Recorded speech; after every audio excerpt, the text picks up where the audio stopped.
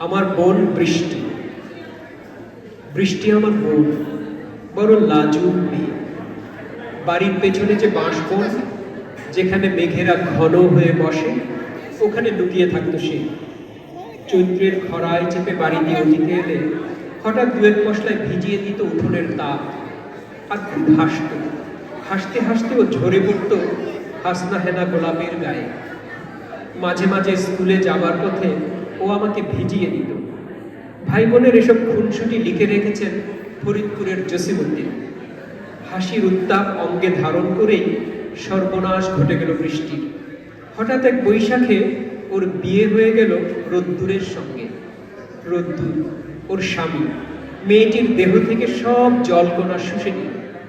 একদিন আমাদের বৃষ্টি, স্বামী পরিত্যক্তা বৃষ্টি, স্তিমিত শুকিয়ে যাওয়া ফুরিয়ে যাওয়া বৃষ্টি, সমস্ত শরীরে কলঙ্কের কত কি আঁকিবুকি নিয়ে ফিরে এলো বিদ্যালয়ে। আমাদের ভাঙা ঘরের শতেক ফুটো দিয়ে তখন উঁকিঝুঁকি দেয় ওর বদ্রাগী বর, রোদের আত্মীয়রা। কত রকম নিন্দার ভেঙচি কাটে। সেই থেকে বৃষ্টি কাঁদে, কেবল কাঁদে। টিনের চাল থেকে গড়িয়ে পড়ে অবিরল কান্নাধারা। আষাঢ়ে, শ্রাবণে, এমনকি মল্লিকা ফোটা ভাদ্রেও। আমার দুঃখিনী বোন বৃষ্টিকে আর কোনো দিন হাসতে দেখিনি।